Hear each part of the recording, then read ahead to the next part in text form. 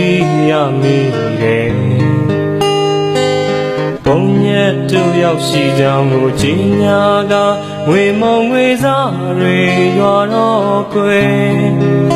ဝါဆိုရဲ့တိတ်တတိရမိတယ်တာရှိခွေမညို့ဆိုင်ကမောင်ရီချေမိုးချိန်နဲ့တဲ့ကြတဲ့ဝါဆိုရဲ့မိုးကရဲ့နှုံးကတန်ရွာနေပြီကွယ်